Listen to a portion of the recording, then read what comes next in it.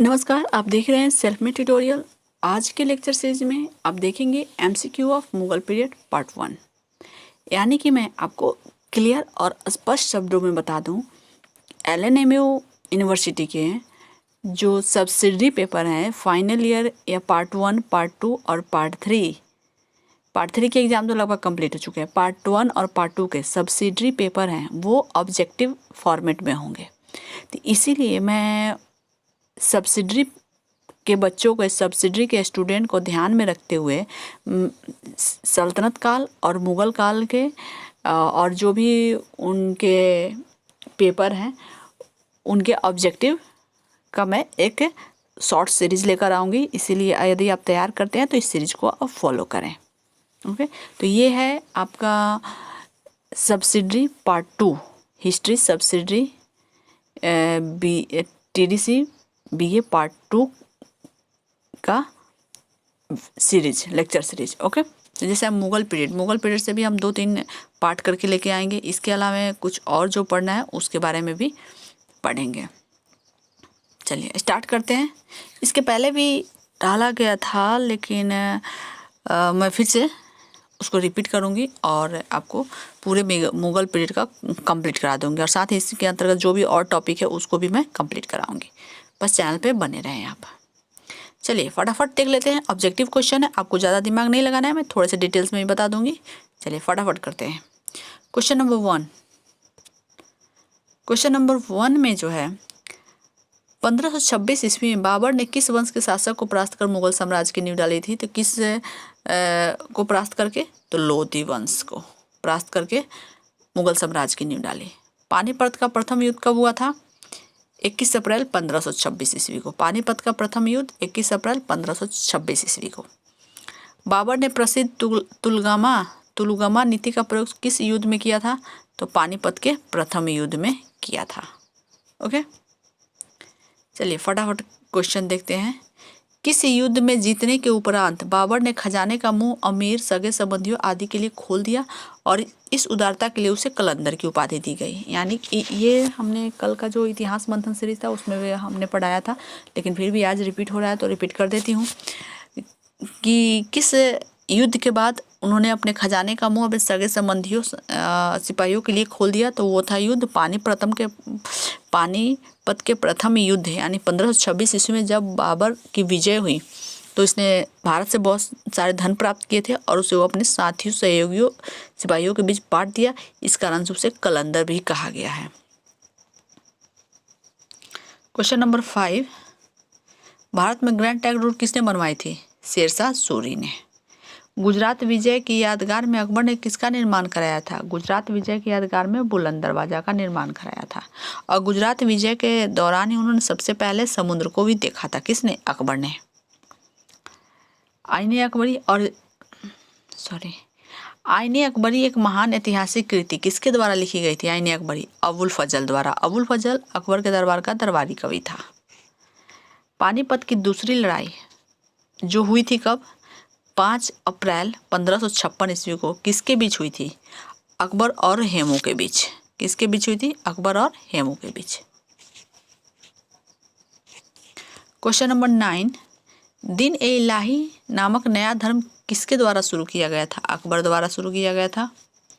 प्रसिद्ध मुस्लिम शासिका चांद बीबी जिसने बरार को अकबर को सौंप दिया किस राज्य से संबंधित थी?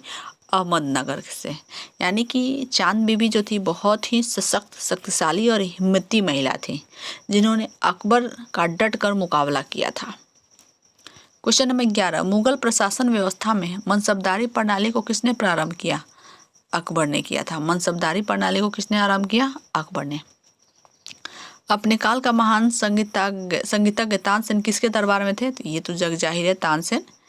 कंठाभरण बानी विलास की उपाधि भी अकबर ने दी थी, तो वो अकबर के दरबार में थे। मुगल काल की राजभाषा कौन सी थी? तो मुगल काल की राजभाषा थी फारसी। सती प्रथा की भर्त्सना करने वाला मुगल सम्राट, यानी कि सती प्रथा का विरोध और उसकी बुराई करने वाला कौन था? सम्राट अकबर था, जिसने सती प्रथा निषेध करने का पूरा कोशिश किया। किस युद्ध में भारत में मुगल राज की नींव पड़ी? तो पानीपत के प्रथम युद्ध यानी 1526 ईस्वी में। मुगल चित्रकारी किसके शासनकाल में प्रकाष्ठा यानी चरमोत्कर्ष प्राप्त किया? सॉरी, ये तो गलत जा रहा है। ये मुगल चित्रकारी किसके शासनकाल में? चित्रकारी तो होगा जहांगीर, अकबर हमने गलत कर दिया, सॉरी, लिख देती हूँ, आप देख लीजिए। जहांगीर के समय में। निम्नलिखित में किसके ने अकबर की जीवन कथा लिखी थी? अबुल फजल ने लिखी थी। किस मुगल शासक ने भारत की वनस्पतियों, प्राणी जगत, ऋतुओं और फलों का विशद विवरण अपने दैनंदिन डायरी में दिया है? बाबर ने। क्वेश्चन नंबर 19, शेरशाह की महानता का घोतक क्या है? प्रशासनिक सुधार। शेरशाह की महानता का घोतक प्रशासनिक सुधार, यानी प्रशासन के क्षेत्र में, कृषि के क्षेत्र में उसने जो सुधार किया वो अंग्रेजों के आगमन के बाद, अंग्रेजों के संविधान में भी और देश आज़ादी के बाद भारत के संविधान में भी आज भी लागू है। हुमायूंनामा किसने लिखा? तो हुमायूंनामा लिखा था गुलबदन बेगम ने। गुलबदन बेगम कौन थी? अकबर की बुआ थी। क्वेश्चन नंबर 21, अकबर के शासन में महाभारत का फारसी भाषा में अनुवाद किया गया वह किस नाम से जाना जाता है? रज़्मनामा। इसे अकबर ने कराया था। किस मुगल सम्राट ने सैयद भाइयों को गिराया? रफ़ीउद्दौला। रफ़ीउद्दौला कौन था? औरंगजेब के बाद के यानी उत्तरवर्ती मुगल सम्राट था। कौन से अंतिम मुगल सम्राट थे? बहादुर शाह द्वितीय, जिन्हें बहादुर शाह जफर भी कहा जाता है।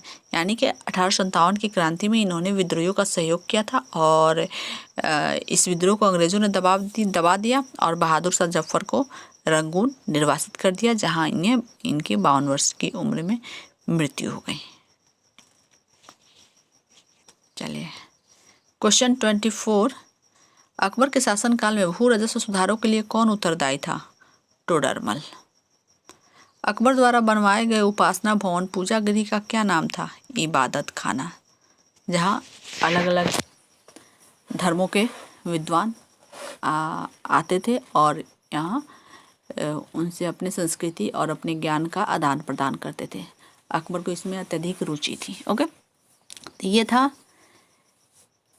LNMU university history BA part 2 subsidy paper का MCQ क्वेश्चन।